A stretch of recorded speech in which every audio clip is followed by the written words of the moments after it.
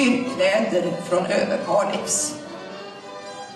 Musiken vi hör nu är en Norrbottenspadrill spelad av J.P. Nyströms. Och om ni vill veta mer om bygdedräkter och folkdräkter, då rekommenderar vi att ni köper ett litet gult häfte om